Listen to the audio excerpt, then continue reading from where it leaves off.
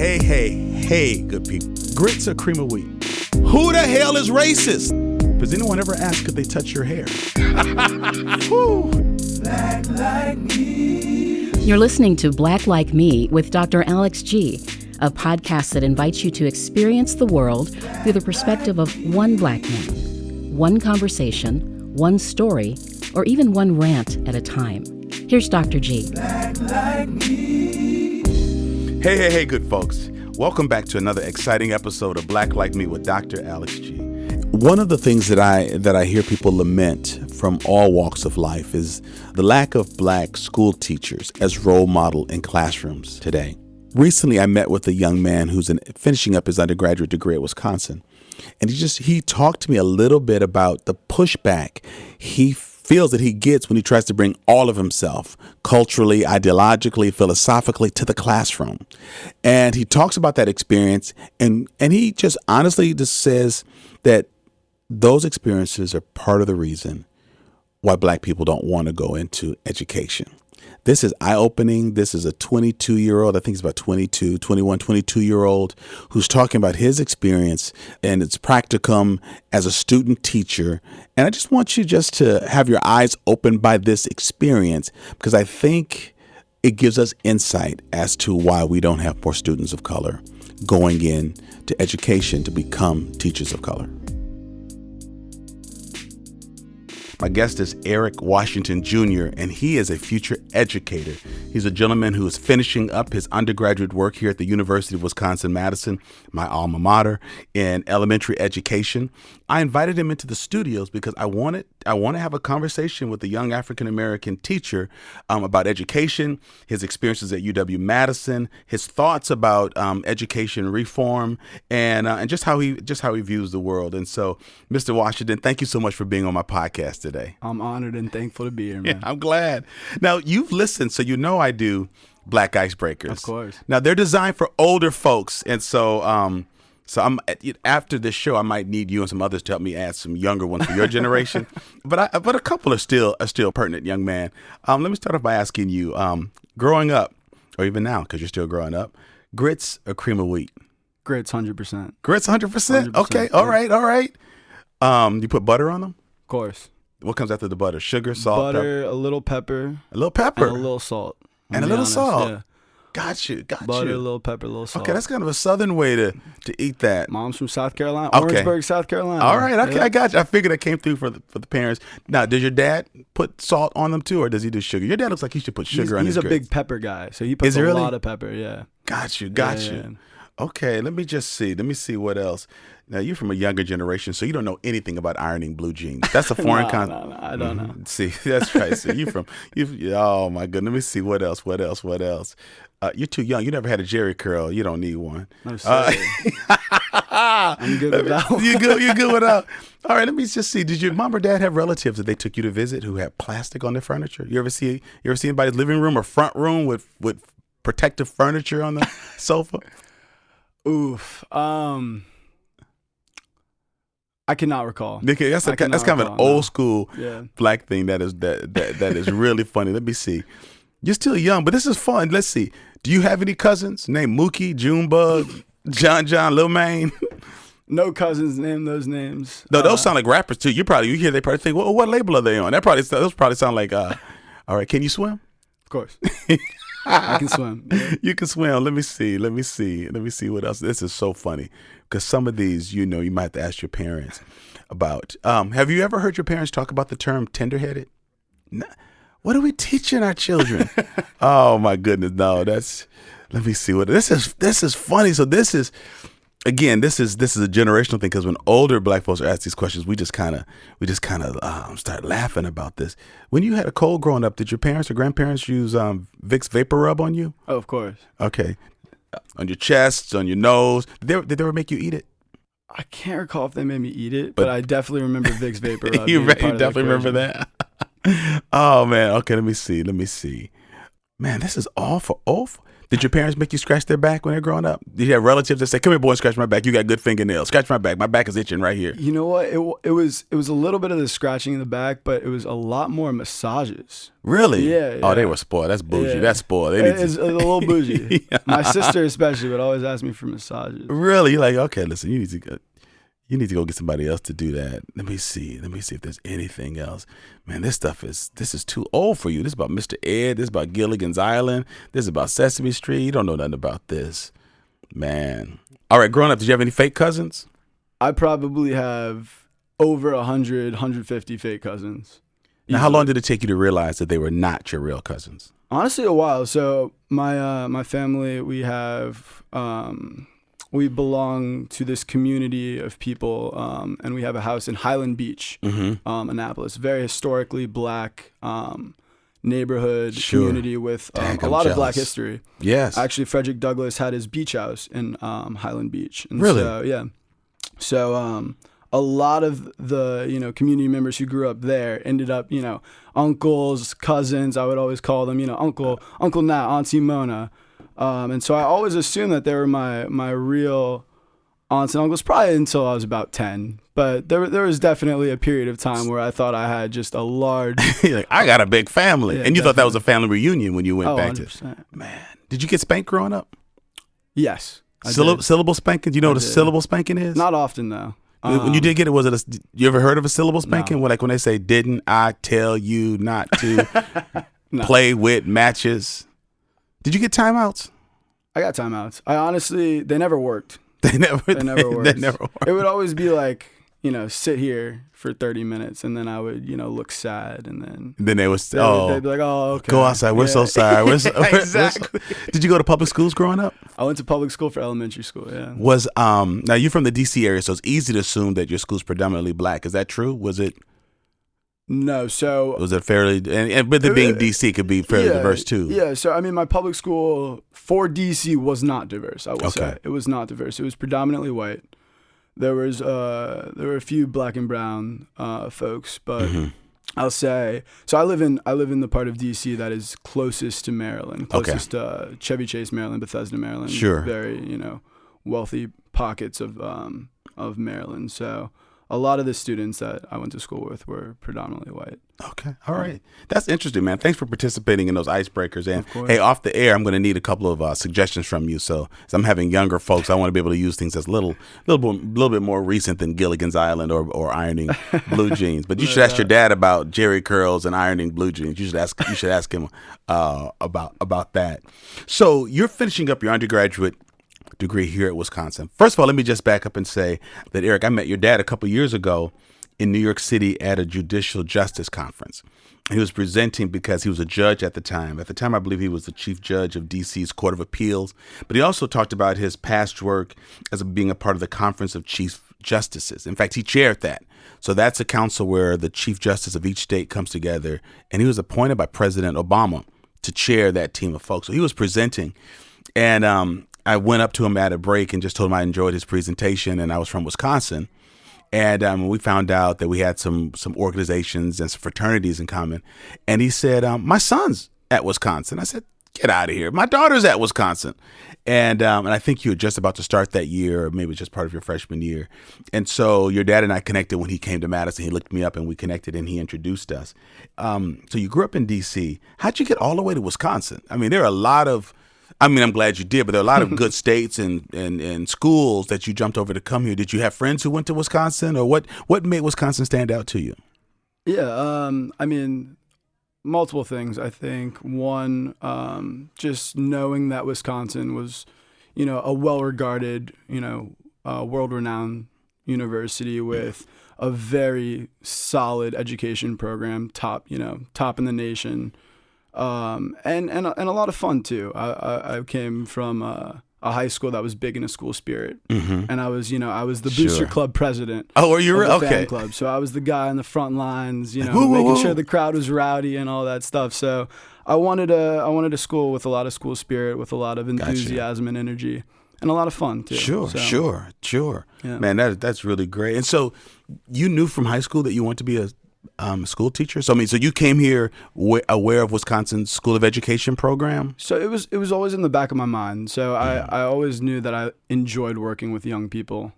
And so it wasn't necessarily that I went into Wisconsin thinking I was going to pursue education. I actually wanted to pursue journalism. Oh, really? As a major, yeah. But it wasn't in high school, I had my first black male teacher. So it was until 9th grade, I had not had a black man as a teacher. Wow. And so in 9th grade, I had my first black male teacher. He was a math teacher, and I wasn't really that big into math. Sure. So even though his presence in that classroom helped me see myself as an educator or a potential educator, and also more importantly as a learner, I wouldn't say that, the fact that he was teaching math wasn't, kind of the most inspiring route for me to take. Right. But then I had my second black male teacher when I was in my senior year of high school, and it was in English. It was African American literature class. Wow. And so the teacher by the name of Jabari Sellers was the most passionate. Wait, the Jabari Sellers? I consider him the Jabari Sellers, but I don't know if he's the Jabari Sellers. The most passionate, energized, just hard worker, who really wanted to just see all the best for all of his students, Sure. And he definitely, being that black man, was looking out for the brothers and sisters in that classroom. And I went to a predominantly white private high school in DC. So, having that representation was huge for me. And so after I took his class, I started to think, maybe I want to have this same kind of impact on the future generations of black and brown brothers and sisters. So that's really powerful, particularly knowing that you have great parents. I mean, I bragged on your dad having been a part of the Court of Appeals in D.C., and your mom worked on the Hill as a lobbyist and as a vice president or some key role in UPS.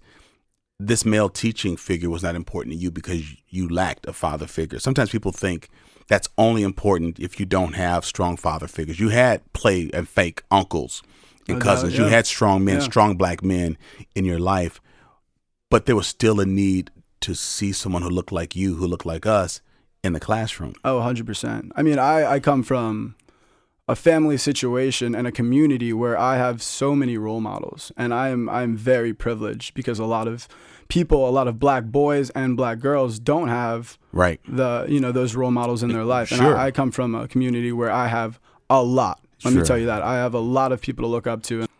But the thing is, gain wisdom from, et cetera, et cetera. But the thing is, we spend so much time out of our, everyday life at school, especially, when we're growing up, And so that is definitely a large part of the social interaction and just learning that is taking place is from our teachers, right? Exactly. And so, and let me say this: every person, doesn't matter your skin color, doesn't matter your background, walk of life, whatever. We need good teachers, right? And any teacher can make an incredible impact. Sure, you're proof of that. In a young person's life, any teacher. But there is something to be said for representation in our classrooms, right? Definitely. There is something to be said for, seeing someone who looks like you up in front of the classroom, who's passionate, who's so incredibly intelligent and bright, and who also, and you don't, there's also something to be said about, understanding and recognizing when you don't know things too. So you don't always have to be the most, intelligent knower of all things, but just being up there and being willing to learn with your students and being willing to experience discomfort with your students is important too. But, going back to that representation, seeing someone in front of the classroom who looks like you, who knows you, a little bit, who knows where you come from, right? Right. Is so important. Right. And I'm going into my first year of actual teaching coming up, but I've only spent, brief periods of time in the classroom, and I already see that difference. I already see I had a young black girl in one of my classrooms who just kind of kept staring at me. And that's sad. And beautiful but sad. Yeah, beautiful but sad. And I was confused at first, right? But then, I developed a strong relationship with the student, and I could just tell she just needed Right. someone to be with, Right. someone that looked like her, someone that could care about her. Yeah, so Sure. representation, I will say, Sure. Definitely definitely matters. I told you as we were prepping for the show that many of my listeners are white. We got communities like folks from Waterloo, Iowa, and Des Moines, Iowa, who are listening because they're taking note of what we're talking about. They're seeing this as an educational opportunity. And so what you're breaking down for the listeners, Eric, is you're not just saying, I feel safe because there's a black person in the room. They understand you. They understand your mode of thinking. They understand your background. They understand your potential. They understand that there are places where you may not have been pushed for your full potential just because there may not be a lot of black trailblazers in that area. So it's not just a matter of, hey, that person looks like me, I think I can learn. It's what white students have in classes all the time. 100%. The teachers look like them. They understand them. They can relate to them. They know about their history. Not that there's a white monolith, but I know that people have missed that what you feel, or what you felt with what you described with Mr. Sellers is what white students get to feel all the time when they interact with people, whether it's a principal or administrator or a lawmaker, it's what they feel. So when we're calling for the hiring of more African-American teachers or whatever the representation needs to be, but you and I are talking, this is Black Like Me, so we're talking about black teachers. We really need schools of education. We really need school districts go out of your way and find these teachers because they're out there. Don't just say it's cold. No one wants to move to Wisconsin. They've got to find them because the racial disparity that we've experienced in Madison has a direct link, in my opinion, as a graduate of the school district, of not having enough black male teachers. I was about your age the first time I had a black teacher. It was a social studies teacher and an art teacher, but it was a completely different experience. I had a black female in 4th grade, but having a black male teacher was a completely different experience. I connected with them, and my father was not in my life, so it was even more important to do so. But as I'm listening to you talk, I know that other teachers are listening. You need to put pressure on your school systems and say, whatever we got to do to go and recruit. And you don't need this just for the black students. Yeah. Because students who are non-black need to be educated and exposed to the perspectives and teaching styles of folks that are different than them. So you're about to do your student is it called teaching placement? Student teaching. So middle school. Middle school, 6th grade. 6th grade. English and social studies. Are you nervous? A little bit. Not too nervous though. Mm-hmm. I taught for a brief period of time, 7th grade, English and social studies. So I got a little experience in middle school, know all the different hormones that are going on and all the different energies that are definitely existing in that classroom.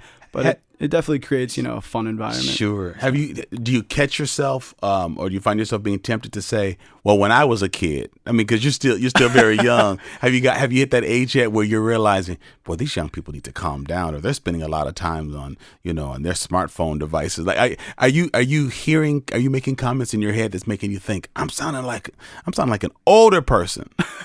I mean, I think the technological divide, even though my generation grew up in a time where, technology was innovating rapidly, is still great. These kids are addicted to their phones, addicted to their computers. And, while we're, as school districts and schools, we're trying to, the best to make sure that each student has their own Chromebook, for instance, in the Madison Metropolitan School District. That's amazing. 1-to-1 Chromebooks.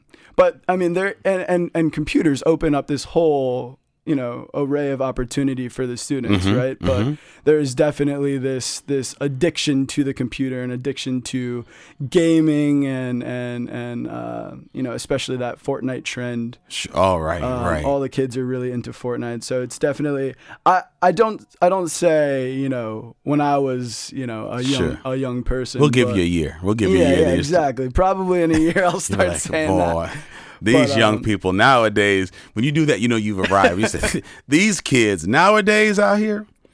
Do you feel like you'll be able to? I know you're doing your student teaching here in Madison, so we don't know, what the future holds. But do you feel like intellectually, culturally, experientially, you'll be able to bring all of you to the classroom? I mean, like, can you talk about issues of police brutality? Can you talk about issues of profiling of black men? Can you talk about the truth about racial divide? Not that that's all we talk about as black folks, but I'm just curious. These are real issues that all kids are facing. Do you think there'll be space in your classroom to talk about real life issues that these children can get ahead of? Definitely. I mean, I think one of the most important aspects of the teaching profession, and granted, you know, I'm a young aspiring teacher, but I think so far the impact you can bring to a kid by being your complete true self, right? Your complete transparent self. Exactly. And kids want to see that. And kids know if you're hiding something. Kids know if you aren't telling or revealing your true self. Because kids are sharp. Kids are sharp. They know a lot more than you think they know. And so I 100% am going to, you know, bring my full self and my full identity to, you know, kind of my teaching practices, because that's who I am. And that's how the world shapes and affects me. And a lot of the students I'll be teaching at the new school are students of color, are black and brown students who are going to inevitably face the same challenges that I faced growing up. And so, you know, when it comes to topics of police brutality, topics of racism, topics of politics, even, you know, those topics are vitally important to address. And it's interesting. A lot of schools, you know, especially here in Madison, since that's kind of my experience, you know, we promote these liberal ideologies. We promote this, you know, sense of Black Lives Matter at schools, and we put up during African American History Month all these pictures of, you know, black pioneers and lawyers and civil rights activists, et cetera, et cetera. And so we have that, you know, kind of surface level approach to talking about these issues, right? But we don't take the step further. We're too scared, and we give me an example. So I mean, I was working at a school. And I won't name the school. I won't name. Sure. But I proposed that I teach a little unit about Black Lives Matter and what that really means. Okay. The school, you know, has Black Lives Matter signs all over. Oh, okay. All right. So you weren't being radical by wanting to talk about it. No. They try and preach it, but they don't walk the walk, right? Okay. And so I proposed. I heard a few students. Now, these were second grade students. All right. Talking about Black Lives Matter in a rather problematic way, saying, you know, why don't all lives matter? And why is it just white students? Lives? These were white students in second grade. Wow. And so interesting. Yeah. So I heard this, and I was like, okay, there needs to be some learning. Sure. You know, because that's the only way that we can remove ignorance is if we learn, and that's why schools are so important. That's why education is so important. So I proposed that I would do a Black Lives Matter unit, and I would phrase it through, you know, kind of housing injustice. Right, so redlining, blockbusting, talking about fairness and inequality and justice and injustice, etc. And so when I proposed that, even though I did say that, yes, along with that conversation about redlining, blockbusting, I also want to talk about police brutality. Right, I also want to talk about, you know, this obscene racism that's, you know, so incredibly prevalent in this country. And so when I proposed that to the teacher I was working with, she immediately was concerned. She was concerned about what the parents would say of the white children. Sure. I would bet. She was concerned about what the principal would say. She was concerned about what the school district would say. And I was a little discouraged. I thought, you know, we have young black boys and black girls, you know, as young as Tamir Rice. Exactly. Being shot on the street. Come on now. And what do we say to them? What do we say to them? And what do we say to the black boys and girls in this classroom who have to learn? Right. who have to learn, whose parents are teaching them about the injustices. They're having the talk. They're having the talk. And so if they're having the talk, why isn't everyone having the talk? And especially in a time when, we have Trump as our president, who is, speaking these incredibly divisive and polarizing this rhetoric, this obscene rhetoric. And if we don't provide another narrative for these students, they're going to hear that and they're going to internalize that rhetoric. They're going to internalize what is being projected to them in the media, and they're not going to have a solidified understanding of, think concepts like racism, concepts like police brutality, concepts like, So you're talking about having the talk with some of the folks who could grow up to perpetrate some of what we saw in Charlottesville. We're saying no one had to talk. Most likely no one had to talk with those young white men carrying those tiki torches, talking about our country's being taken away. You're saying no one's having a talk with not enough people are having talks with the white men about these issues. They were shocked when they grew up to become white supremacists. And I'm not saying your second graders were going to become white supremacists, but white supremacists were all second graders at some point who did not have the talk. Yes. So they said and no. They most likely provided false narratives of what's really going on. And probably don't have close relationships with people of other ethnic backgrounds. So they're only leaning into the rhetoric. Correct. They don't have anything to counteract that with. So did you stand down after they told you not to do it? So interesting story. So I did a little reflecting, and I mean, so I was put in a difficult situation, right? So I was like, I don't want to overstep my boundaries. Right. I am not a teacher here. I am a practicum student. Sure. I am affiliated with the University of Wisconsin. Right. And I don't want to embarrass the teacher I'm working with because she was a great teacher. Sure. Let me say that. And I don't want to put anyone's job at risk. Sure. But I went into that classroom. I did my whole presentation on redlining, blockbusting, and then I started looking around at the kids. They were learning. They were enjoying the activity that we were doing. But I thought, this isn't what Black Lives Matter means in a modern context. Exactly. Exactly. And so I started to talk about police brutality. And wait, please tell me the teacher was not in the room. The teacher was in the room. The teacher was fully in the room, and I remember. So you went all black on him up in that classroom. I went all black on him, and I glanced up at the teacher, and she's not outwardly pissed off. Was she red? Did she turn red? She was a little nervous.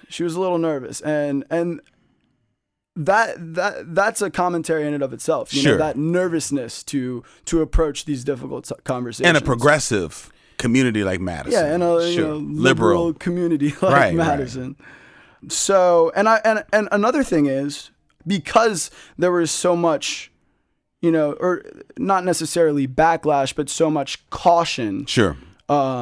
With regards to having this conversation, I wasn't able to prepare properly. Of course, right? of course. That's what I was just thinking. So you have to sort of wing it, right? So but you're speaking passionately. I'm sure. Exactly. So I was speaking from the heart, but I had to wing that because I was told not to prepare this conversation.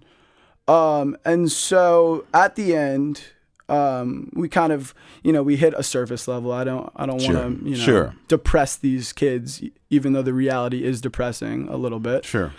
But I had a conversation afterwards with the teacher, and she thought I went behind her back, and I was gone from the school for trying to talk about Black Lives Matter, something that we should be having a conversation about in every classroom, in every second grade classroom.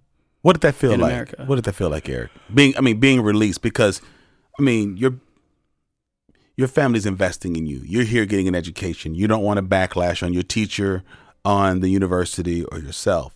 But here you are, doing a student practicum, and you're released. So was your grade jeopardized? Is that part of? No, my grade wasn't jeopardized. But what did that feel like by just being authentic? Because we're saying we want more black teachers like you. I'm from this school district. We're saying we would do anything to get black students like you. You're not struggling culturally or emotionally, not academically. Your dad's a judge, your mom's a lobbyist. You're from DC. You grew up around upper middle class African Americans. It was not unusual for you to see black wealth. you come to Madison and you epitomize what we say we're lacking. You bring a little of you to the classroom to not just help black students. And why the hell not? I'm sorry, is your mom going to listen to this? Why the heck not help black students? Because certainly we're talking about the trouble that they're in. So then you come, you share a bit of this because you want to help all the students understand these issues. Yeah. And because of a teacher's fear of backlash, you let go of that. I'm just doing a little editorial on it because I want people who are listening to understand this is where it begins to break down. So when we begin to wonder why is it that more of our black students, why are they avoiding the School of Education? Why are they choosing to go the law school route, business school route, pharmacy route, pre-med or med school? Could it be because they're not sure that they can really become authentic in the classroom? Do you think there's any validity to that? Oh, 100%. I mean, one, I felt like my voice didn't matter, and wasn't, supposed to be heard. This is a black male teacher, folks. I want y'all just to listen to this. This is a guy talking about the backlash of talking to students about a harsh reality that's dividing our country. We should be happy enough that you want to do this and you're ballsy enough to want to stand in front of young kids. I'm doing this, and I'm sure that it's in that it was in a professional manner because that's who you are. I know you and I know of your family. But yeah, you felt like your voice didn't matter, and you're standing in the classroom to help all students feel like their voices matter, but particularly young black students, because you knew what that meant to you to have someone like you in front of them. Man, that had to. Were you more hurt or embarrassed or angry? What do you think was the emotion you felt most? Most readily. So two things. So one, right after that, I kind of laughed a little bit. And I know that's a weird reaction to have, but I was kind of like, I'm not surprised, right? Really? I wasn't surprised because... Is that why you did it? I did it because I think the kids deserved to have that conversation. So it wasn't even just your agenda. Like they're going to understand what's happening to people like me. Yeah. You wanted them to understand the reality. They wanted to know what was going on in the world. Exactly. And once I heard, not the most accurate truth surrounding that topic by the second graders, they want to talk about this. They're clearly talking about it. So clearly they want to have a conversation about it. So let's have a conversation about it. Mm-hmm. And let's have an informed one. Let's have a serious one. But let's have and let's have an uncomfortable one that, through class norms, through, the repetition of these difficult conversations, people can feel comfortable in.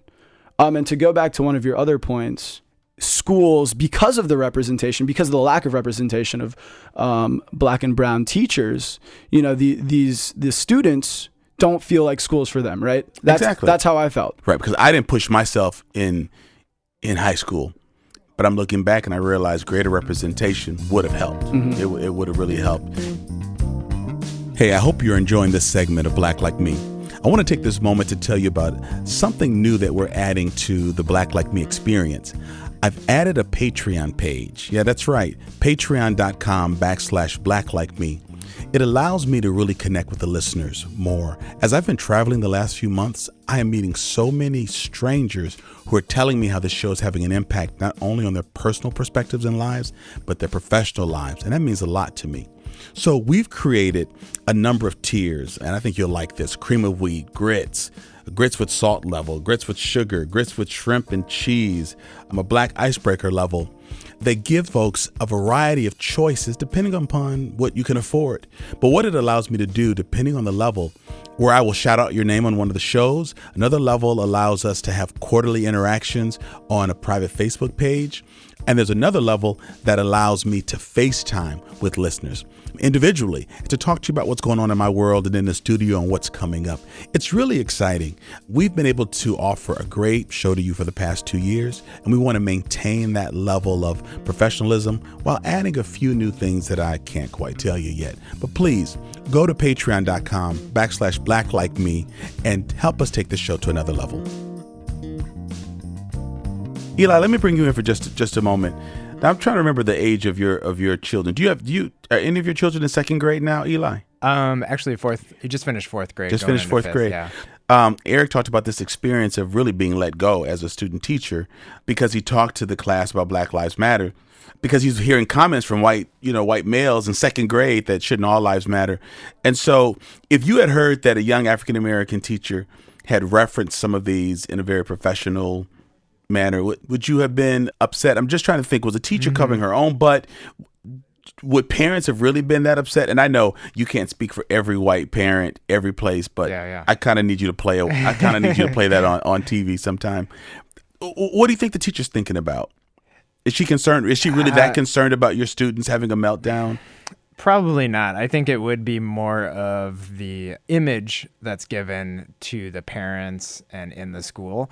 So in my experience, parents can be real sensitive for sure about their kids in school. So I think that's more what it is coming from, about what's going to get out there, about even a student says something to their parents and then that gets back around to the principal or back to them, and then they have to kind of deal with that.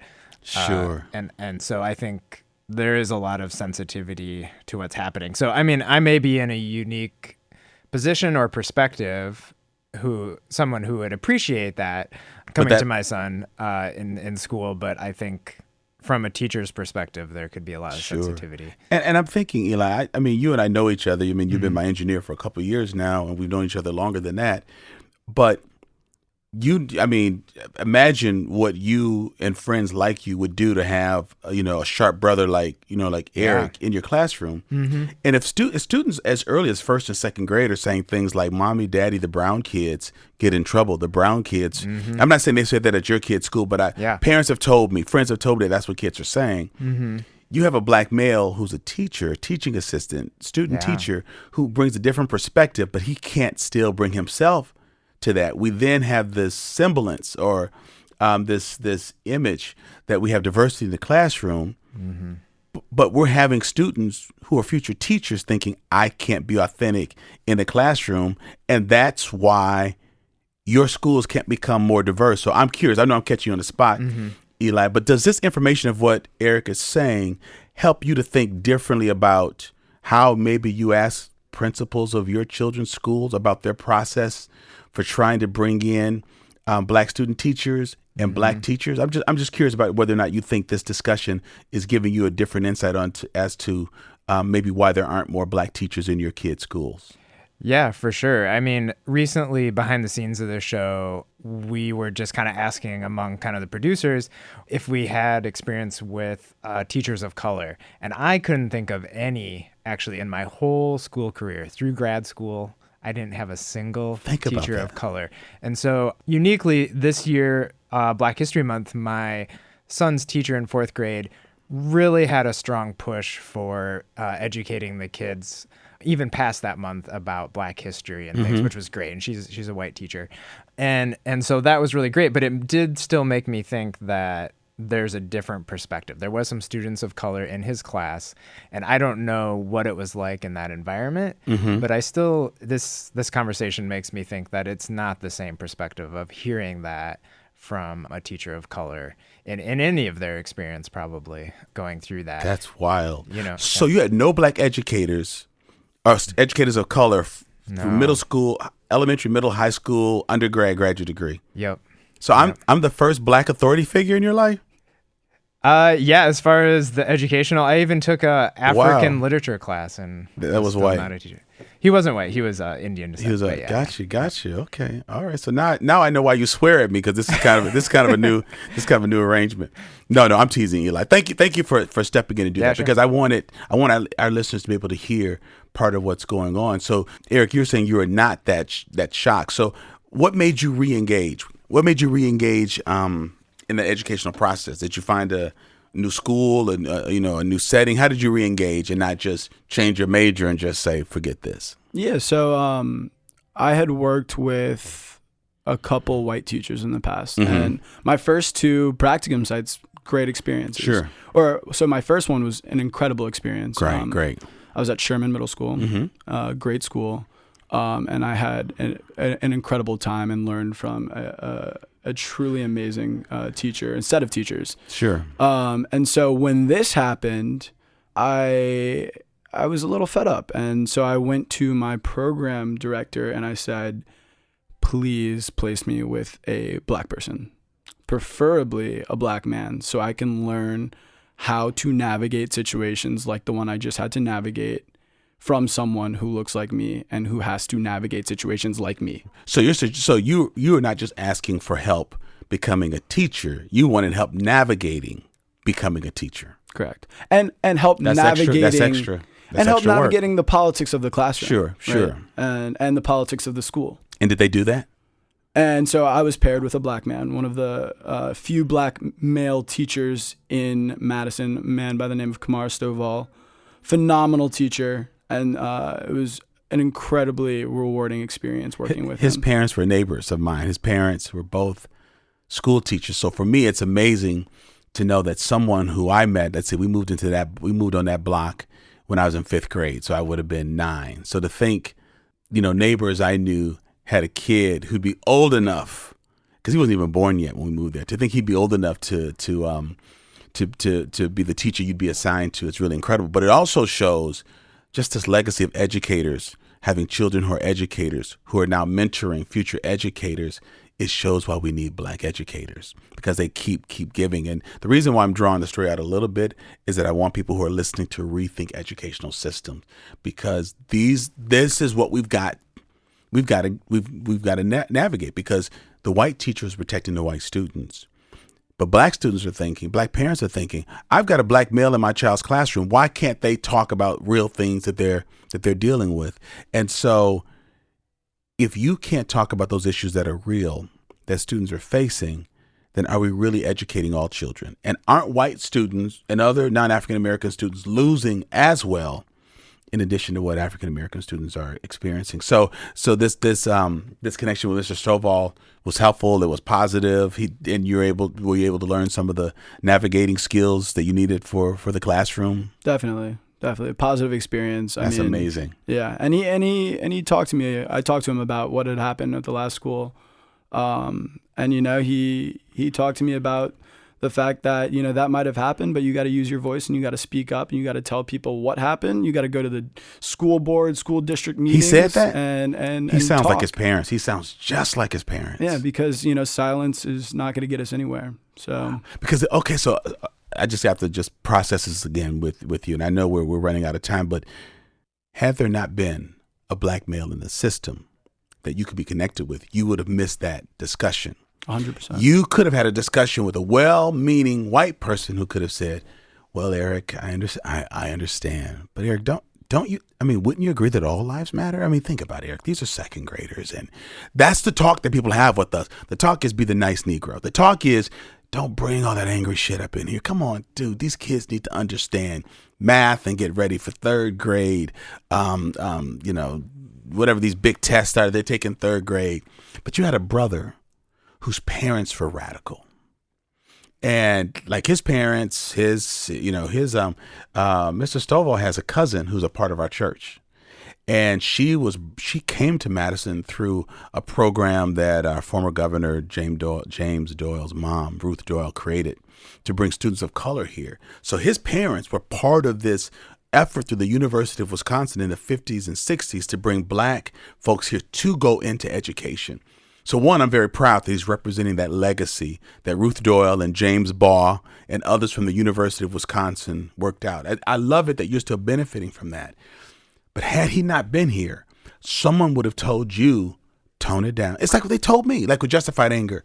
Alex, don't you want to change the name? Couldn't it be Justified Action? It still has the same initials, J.A. How long are you going to be angry? And, I just got to tell you, as a white man, being angry is off-putting. Can't you find different words? And then people came at me from a spiritual angle. Is it right for a person of faith to be angry? So I'm in my 50s and people are trying to talk me off the wall. I am so glad that Mr. Stovall is in this community, that he didn't get fed up, because we know he's faced a whole lot of crap because he was raised by great educators. But they didn't take stuff. They didn't take no stuff. And it sounds like he's cut from that same cloth. But if he weren't there, someone would either say things to you in a way that would make you rethink your major, question your voice, or not even consider having a career in Wisconsin. And so I just want folks to understand that when we make noise about these experiences, it's because we as Black people are trying to fight for our space to actually be here and to be relevant. And so he told you to keep using your voice, go to the school board, don't let them get you down. That is gutsy advice that only someone like Mr. Stovall could give. And now you're going to be in a position years later to give that same advice to people. But if people don't take their chokehold off of Black education students, business students, if they stop telling us just to be nice and allow us to bring all of who we are to the table, we can help the society be more accepting, inclusive, and effective. Yeah. So how did that feel when he said that to you? Did it help you to realize you were on the right track, that even though you suffered the repercussion of having done that, but that indeed you did the right thing? Oh, I felt empowered. I felt empowered after he told me that. And let me just say this. Wow. There's, in the School of Education, there are very, very, very few Black people. And How many are Black males? Would you say less than 20? So to my knowledge, there are 3 or 4. I know for a fact there are 3. 3 or 4? 3 or 4. And are they they're probably having similar experiences. And we have a group, and we try and get together, and we try and talk about what we're dealing with, what we're up against, and there's a lot of frustration. We talk and people are frustrated. And the sad thing is, I've had, peers, Black peers who are in the education schools say, I don't want to do this. I'm frustrated. I'm fed up. There's too much limitation on what I can say, how I can express myself, what I can talk about, and I'm fed up. I don't want to do this. I don't think that I can work in this system.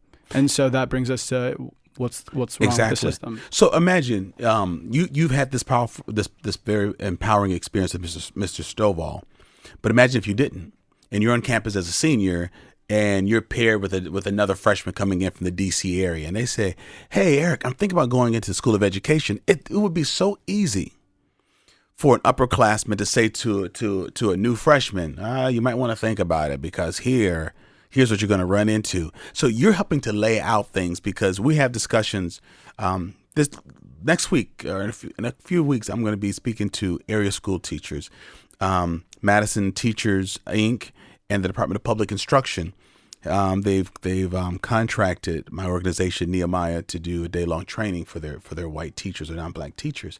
I won't say any names, but I want to just talk about the pressure that young students of color are under, because they're just thinking, and I've heard people say this. The one of the past presidents of Madison Teachers Inc. said on a radio show, "It's cold. There's not enough Black people in Wisconsin. Like, what do you blame it? What are you looking at me for? This is why we don't have Black teachers."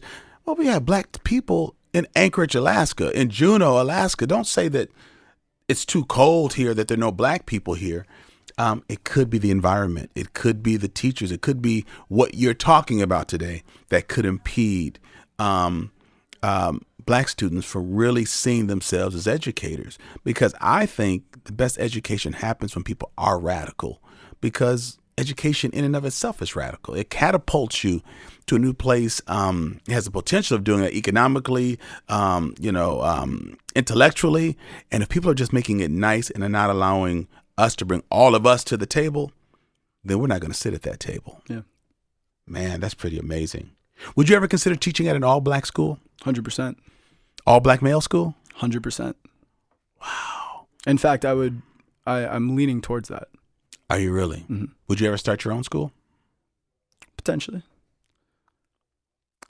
Would you you want to stay at the middle school level? Do you see yourself maybe teaching younger or older ever, like down the road? I like middle school. It's a great age. Yeah, it's a great age. It's a fun age. Crazy age. A lot going on. A lot of developmental stages at different stages throughout the room. Mm-hmm. Like I said, a lot of hormones running around. But sure. It's that stage where you start the process of finding yourself. Start your journey. Start. Sure. Determining what you like, what you don't like, mm-hmm. what interests you have, what interests you don't have.